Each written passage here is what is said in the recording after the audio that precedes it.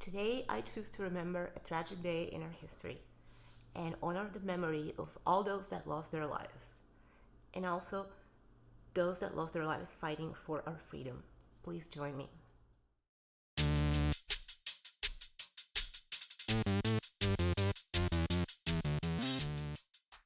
20 years ago today, America was attacked by Islamic terrorists, and 3,000 lives were lost. 4 planes were used as weapons, 2 of them crashing into the World Trade Center in New York, another one at the Pentagon, and a 4th plane crashed in a field, not reaching its target, which is thought to be the White House, thanks to the efforts of the passengers on board, who bravely sacrificed their own lives to overtake the terrorists. All of us that are old enough to remember that day, we remember where we were, what we did, and how we felt. I had just received my bachelor's degree, and on that day, I knew that the life I had planned was not going to be exactly that, because things were going to change. Shortly after, a lot of brave Americans enlisted in the armed forces and volunteered to kick some terrorist ass. I waited a few years, but eventually I also heeded that call. As the towers in New York collapsed, many brave firefighters lost their lives as well because they were engaged in getting people out, as many people as possible. Some people in the upper floors, knowing that they were doomed, called their loved ones and said their piece. Some jumped from the windows to their death, knowing that there was nothing else. While this was going on, in Islamic nations, people were dancing and chanting in the streets, celebrating America's great loss. On that evening, and for many months thereafter, Americans came together. We rediscovered our patriotism. People lined up to give blood, financial support for the victims poured in from all over. I remember at the time I was working at a bar, and for a few nights after the 9/11, we all pulled together most of our tips and gave them away to help out the victims. And this was happening everywhere. I called my parents that night and we cried. I'm not super emotional, but that day I knew something was being broken and that the concept that I had of my future was no longer viable. We were taking a detour from life as we knew it in America. As the months went by, the US military went in and did what they were supposed to do. Sent a lot of terrorists to the eternal dark nap, weakening their strongholds. For a while, we felt like we were back on top, even if that meant that we were losing lives on the front line. But men and women gladly accepted this challenge to fight for what America stands for: freedom, liberty, and the chance for every person to be able to pursue a good life. But eventually the war became muddied and a bit aimless. At least that's how I saw it. By the time I joined the army in 2008, it seemed that eradicating terrorism was no longer going to be the main point. Obama got elected into office when I was in basic training.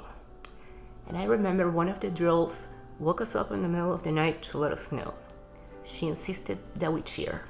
I didn't. That was another one of those moments, when I was like, yeah, this is not going to end well. But I soldiered on. We all did. Let's fast forward to today. Afghanistan has once again fallen to the Taliban. But now they have billions of dollars worth of our most advanced military equipment. Joe Biden butchered a retreat, and the Afghan forces we trained for 20 years either refused to fight the Taliban or didn't really want to. The worst of this is that many Americans were left behind, including minors and service dogs.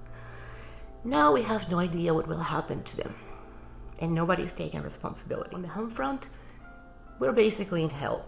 Our southern border is wide open, allowing all kinds of criminals in. The bigger cities are being overrun by crime, homelessness, and drugs. We have a woman with ties to Islamic terrorism in Congress. and more than a few socialists as well. Meanwhile, our government is trying to push Marxist ideology in public schools, as well as colleges. The entertainment and sport industries are bending over to the woke mobs. Statues of war heroes are being taken down daily. One just happened today. And people are deadly afraid of a virus that has a survival rate of 99%. And the government is paying them to stay home and not go to work.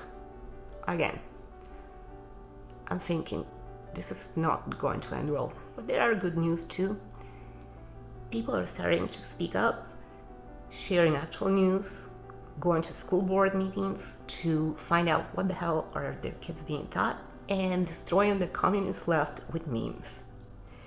Businesses are fighting to stay open on their own. Alternate tech platforms are emerging and many people are switching to them, abandoning big tech platforms like Facebook and Google. So I do believe America has some fight left in us.